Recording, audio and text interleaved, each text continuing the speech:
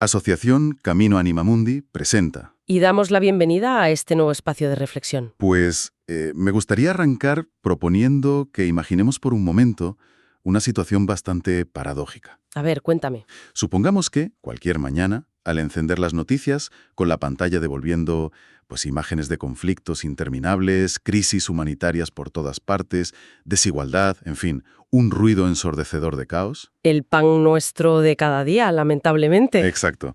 Pues supongamos que en medio de ese escenario, alguien se sienta al lado y afirma con una serenidad absoluta que el mundo ya ha sido salvado, Madre mía. que la victoria definitiva ya es un hecho consumado. A ver, lo más probable y lo más natural para cualquier mente crítica sería percibir esa afirmación casi como una burla cruel o un delirio absoluto. Sí, desde luego sonaría a provocación o a alguien completamente desconectado de la realidad. Totalmente.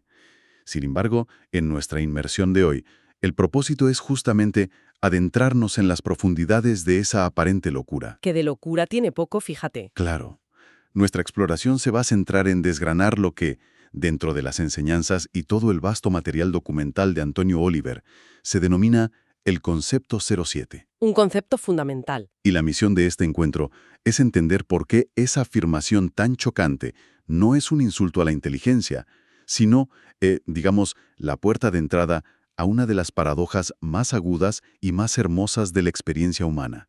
Me refiero a la tensión eléctrica entre lo que ya es una realidad palpable y lo que aún no ha alcanzado su plenitud. Y aquí, fíjate, resulta vital despejar un malentendido desde el primerísimo segundo. Porque quien se acerque a este concepto 07 esperando encontrar, no sé, un debate teológico etéreo diseñado para académicos en salones cerrados, se va a llevar una sorpresa mayúscula. Sí, porque no va de eso en absoluto. Para nada. La propuesta de Oliver funciona, en la práctica, como una brújula existencial de altísima precisión. Es decir, es una herramienta diseñada para intervenir directamente en la realidad cotidiana. Para pisar tierra. Exacto. Permite comprender el lugar exacto que ocupa el ser humano en el inmenso flujo de la historia. Y esto es crucial porque otorga la capacidad de mirar la crudeza del mundo frente a frente sin que la mente se quiebre por la desesperanza. En una época donde la sensación de imperfección es tan abrumadora, este marco no ofrece un refugio para esconderse, sino un faro de lucidez para saber cómo caminar. Lo claro, para poder caminar, primero hay que entender el terreno que pisamos. El núcleo de todo este andamiaje conceptual se resume en una fórmula muy breve, un equilibrio paradójico que casi resuena como un mantra. El ya, pero todavía no. Eso es, el ya, pero todavía no. Y es imperativo diseccionar esto. ¿De dónde surge exactamente esta idea?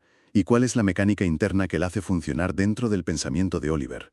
Pues a ver, la raíz más profunda de esta expresión se encuentra en el análisis exhaustivo que Oliver realiza de los textos del Evangelio de San Juan y de las cartas de San Pablo. Pero el engranaje, lo que hace funcionar toda la maquinaria intelectual aquí, es comprender que no estamos ante un error lógico, ni ante una contradicción vacía. No es un juego de palabras. Que va, es una tensión vital completamente dinámica. El concepto postula que la realidad de la salvación, el núcleo mismo de la presencia divina, ya ha irrumpido en el tejido del mundo de una manera irreversible y definitiva. Ese sería el ya. Entonces, Ese es el ya. Es un acontecimiento histórico y ontológico que ha echado raíces. Sin embargo, la onda expansiva de esa irrupción, su manifestación plena que implica la transformación radiante de toda la realidad material y social, aún se encuentra en pleno proceso de despliegue. claro, y ese es el todavía no. Exactamente. No es una promesa lejana que va a bajar de las nubes en un futuro incierto, sino una semilla que ya está plantada, pero que requiere tiempo, mucho tiempo, para expandirse. Y fíjate, esa imagen de la semilla resulta tremendamente útil para anclar una idea filosófica tan densa. Si visualizamos, no sé, una bellota que acaba de abrirse paso en la tierra fría, ese minúsculo y vulnerable brote verde que asoma a la superficie ya es un roble. Sí, biológicamente ya lo es. Claro, la identidad completa de la especie, el milagro absoluto de la vida y toda la información genética ya habitan en ese milímetro de tallo de forma incuestionable.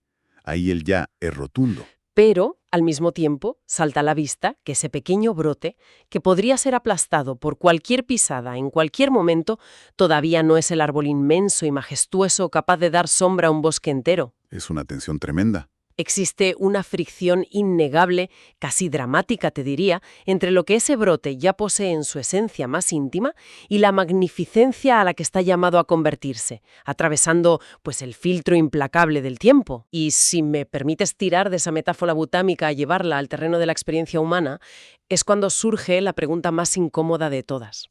A ver. Si se asume que esa semilla es de origen divino y, por consiguiente, porta en su interior una promesa de perfección absoluta, ¿cómo se explica que la tierra donde está plantada siga mostrándose tan irremediablemente defectuosa? Claro, porque nuestra realidad cotidiana sigue tan llena de grietas y muchas veces de podredumbre. Eso es. Y esa fricción es la que nos arrastra directamente a uno de los territorios más valientes del análisis de Oliver, porque este marco conceptual no sirve solo para observar la naturaleza o la historia en abstracto, sino que obliga a mirar la mancha en el propio espejo. Y en las instituciones, ¿verdad? Especialmente en las instituciones que se presumen sagradas. Él aplica la lente del ya, pero todavía no de una manera muy cruda, a la imperfección de la Iglesia y, por extensión, a la inmensa fragilidad personal del ser humano. Lo cual tiene que generar chispas. Totalmente. Cuando enfocas esta herramienta hacia una institución que la tradición define como divina, el resultado tiene que ser por fuerza muy conflictivo.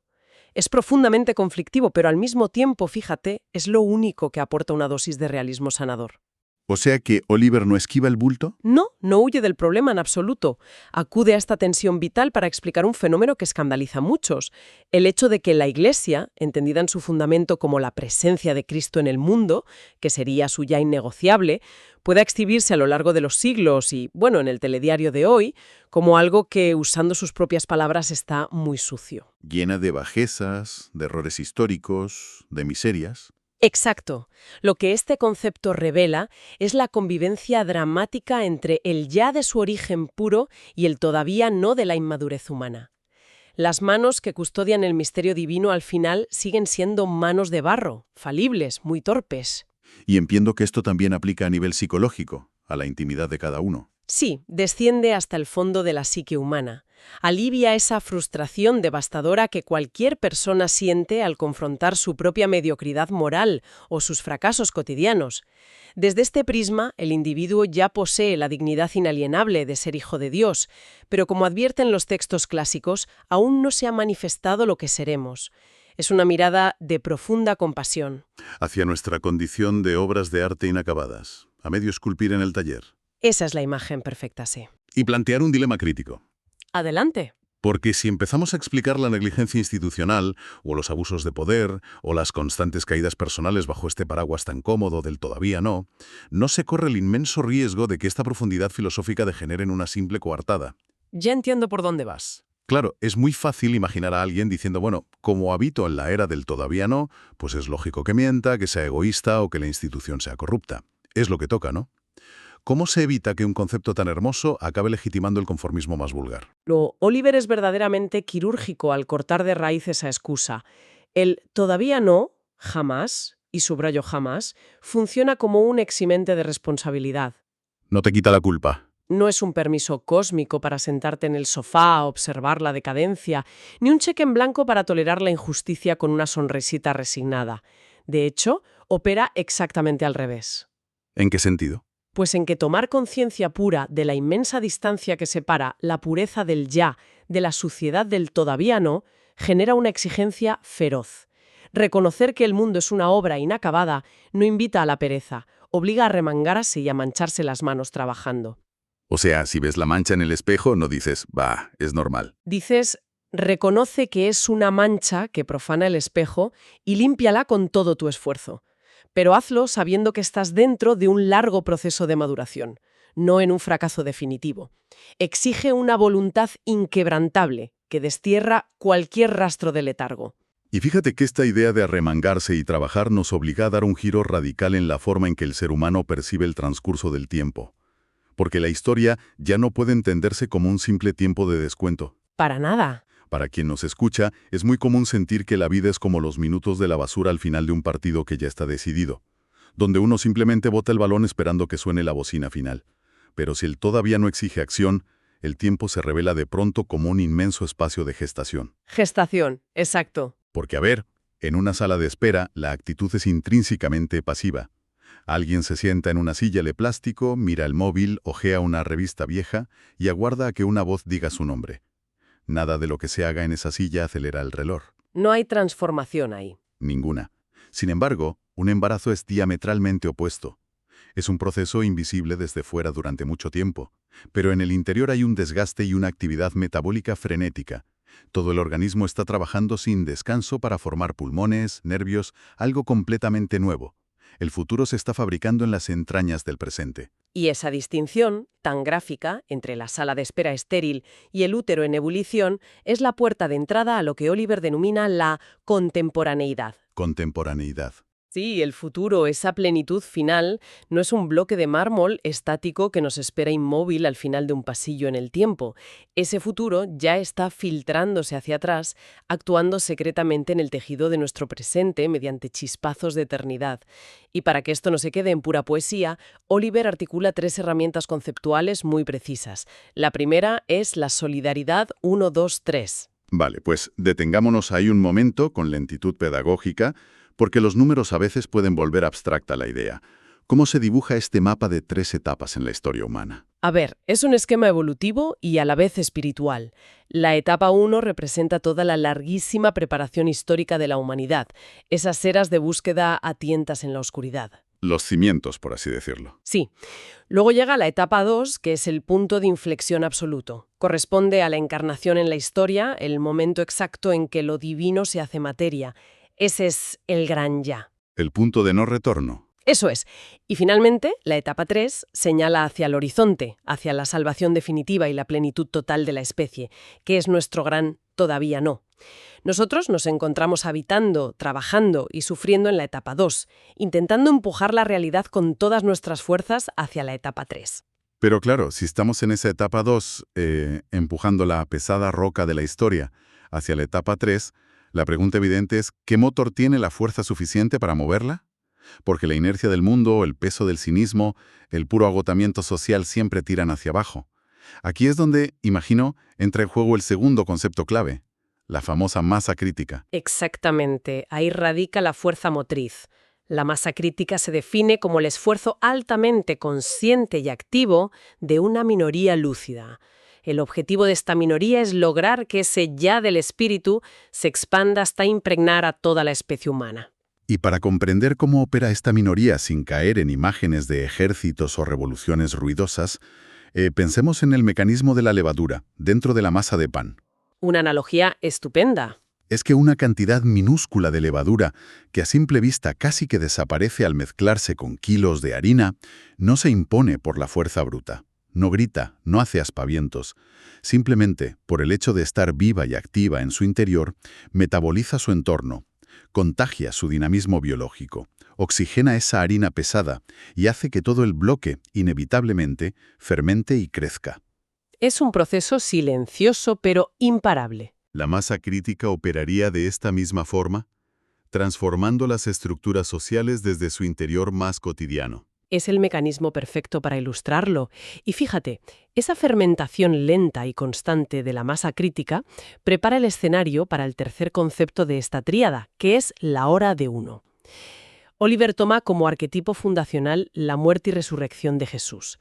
La hora no es un momento cualquiera en el reloj, es ese instante singular, dramático y decisivo, donde el todavía no, después de mucha gestación, finalmente se quiebra y cristaliza en un ya irreversible. Un salto cualitativo. Exacto. Tanto en la trama de la gran historia humana como en la biografía personal de cada individuo. Y asimilar que la historia es este espacio de gestación laboriosa proporciona a la mente unos formidables anticuerpos intelectuales. Permite observar los grandes colapsos, las crisis económicas, no como los estertores de un mundo que agoniza rodando hacia el abismo, sino como las contracciones, extremadamente dolorosas, sí, pero biológicamente necesarias de un parto. Fíjate que la mención de esos anticuerpos intelectuales resulta fascinante, porque sugiere que este mapa conceptual no solo indica hacia qué horizonte caminar, sino que advierta de los precipicios mortales que flanquean el sendero. Es que despeja la mirada por completo. Claro, Limpia la psique de toxinas muy específicas. Oliver señala 3 antídotos contra lo que podríamos llamar ceguera existencial. 3 desviaciones sutiles pero letales que la atención del ya, pero todavía no desmantela de un plumazo. El primer peligro que aborda es el triunfalismo eclesial. Un peligro clásico, sí. El triunfalismo es la gran trampa de la soberbia institucional. Consiste en esa ceguera arrogante de creer que la comunidad creyente, o la institución en sí misma, ya ha cruzado la línea de meta. Al aferrarse exclusivamente al ya, asumen una falsa perfección y se erigen en dueños absolutos de la pureza, mirando al resto del mundo por encima del hombro. ¿Qué daño hace eso? Muchísimo. Y todavía no pincha ese globo de arrogancia al recordarles que siguen siendo pacientes en el mismo hospital que el resto de la humanidad.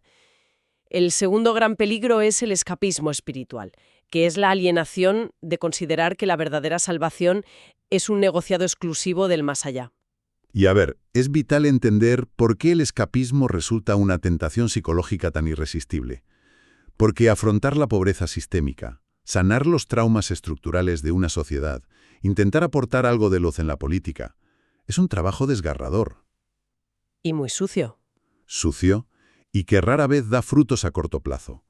Es infinitamente más fácil y cómodo para la mente mirar hacia el cielo, suspirar y decir, bueno, este mundo material es un barco que se hunde, lo importante es salvar el alma para la otra vida. Es un mecanismo de defensa de manual. Totalmente.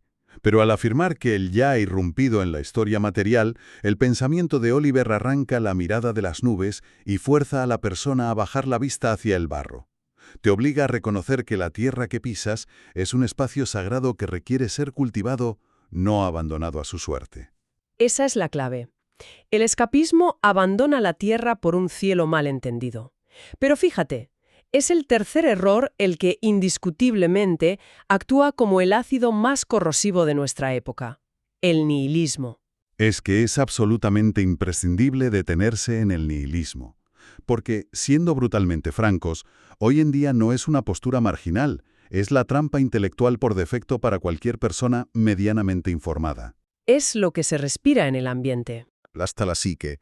La reacción más sofisticada parece ser el cinismo.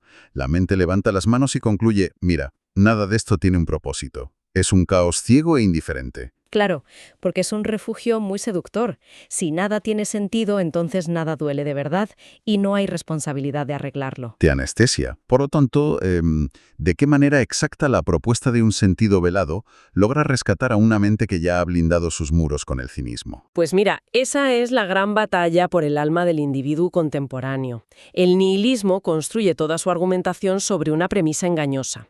Asume que la falta de perfección, la ausencia de justicia inmediata y el sufrimiento presente son pruebas irrefutables de que el universo es absurdo.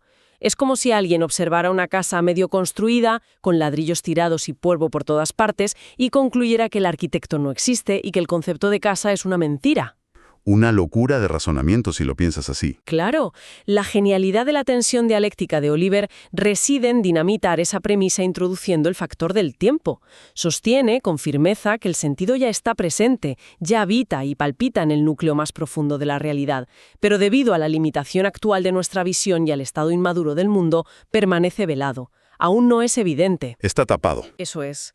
Para una mente atrincherada en el cinismo, aceptar que el sentido está velado lo altera todo de raíz. Significa que la imperfección sangrante que nos rodea no es la prueba del absurdo, sino la evidencia física de que habitamos un universo inmaduro en pleno proceso de crecimiento hacia su plenitud. ¡Qué cambio de perspectiva! Radical.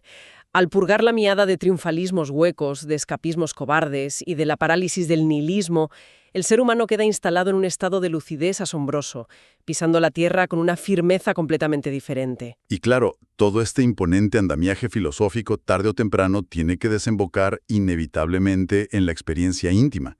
Porque si el sentido está velado, pero es real, la gran pregunta es ¿cómo se supone que viva alguien con esa información un martes por la mañana mientras viaja en transporte público hacia su trabajo? Ahí es donde entra la vida real. Exacto.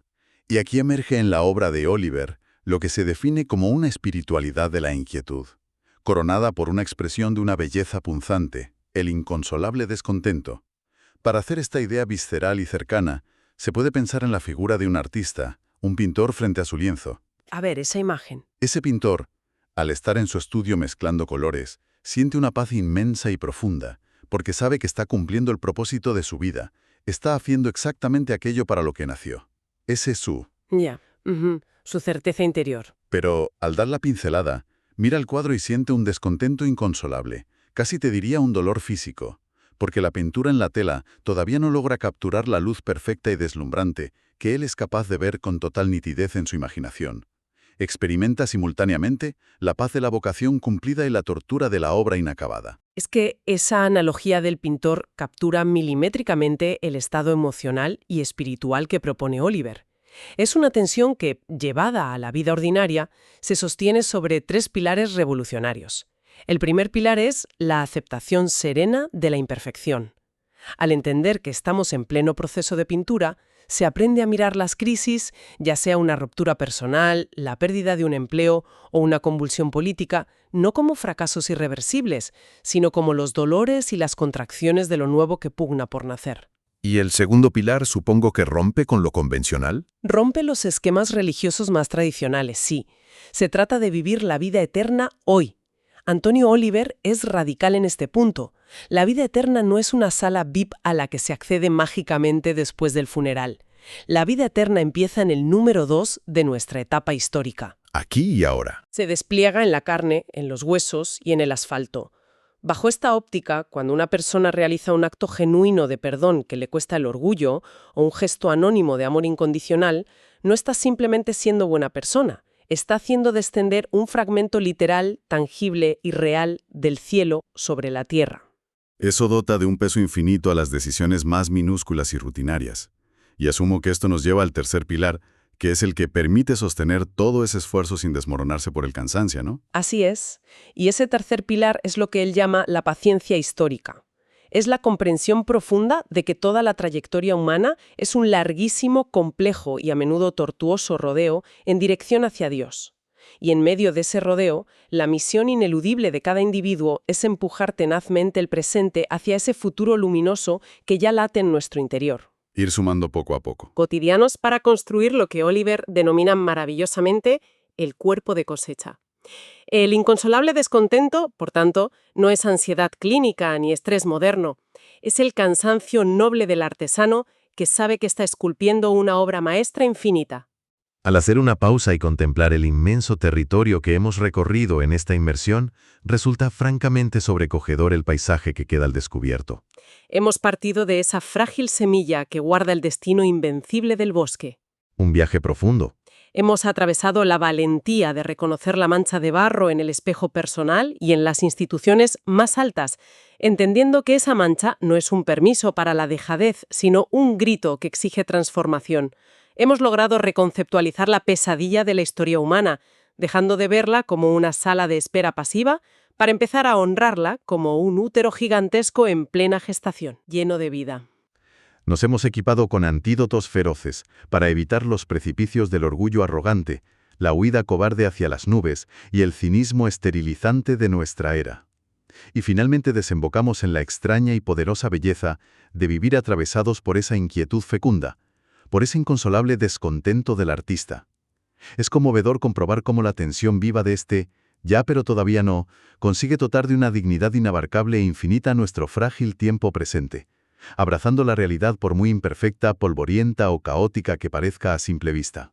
Y para cerrar el círculo de esta inmersión y permitir que las ideas sigan fermentando, conviene dejar suspendida en el aire una reflexión final, un pensamiento que proyecta la mirada mucho más allá de lo evidente. A ver. Si realmente tomamos en serio la premisa de que la vida eterna ya ha dado su pistoletazo de salida en la maraña de lo cotidiano, si aceptamos que nuestras acciones más vulgares, prosaicas y aparentemente intrascendentes están acumulando piedra a piedra los materiales para ese misterioso cuerpo de cosecha, entonces la propia definición de eternidad cambia de forma drástica. Deja de ser un lugar lejano. Exacto, deja de ser un destino geográfico, un puerto inalcanzable, al que las almas viajan exhaustas tras exhalar su último aliento. Se convierte, por el contrario, en un edificio deslumbrante que se está levantando de manera secreta y casi imperceptible cada martes por la mañana. Se construye en medio del tráfico irritante, en el cubículo de la oficina, en la mesa de la cocina, y está hilvanado con cada mínimo y humilde fragmento de compasión, de atención plena y de perdón verdadero que logramos arrancar de nuestra propia limitación. Y bajo esta luz implacable y esperanzadora, la pregunta ineludible que queda flotando en el ambiente, interpelando silenciosamente a cada mente que se asoma a este misterio, es de una contundencia total. ¿Cuál es esa pregunta? ¿Qué materiales exactos se están aportando hoy, en este preciso instante, al inmenso cuerpo de cosecha de la humanidad? Una interrogante monumental, con un peso existencial enorme, ideal para llevar de acompañante en los días venideros. Ha sido un trayecto extraordinariamente profundo a través de estas aguas filosóficas, encontrando verdaderos destellos de luz en medio de las sombras. Y para quienes sientan el eco de esta exploración resonando en su interior y desean continuar tejiendo juntos este diálogo infinito, compartiendo sus propias dudas, reflexiones y búsquedas, el canal permanecerá siempre abierto y receptivo. Siempre dispuestos a seguir escuchando y construyendo. Quiero admin o animamundi.org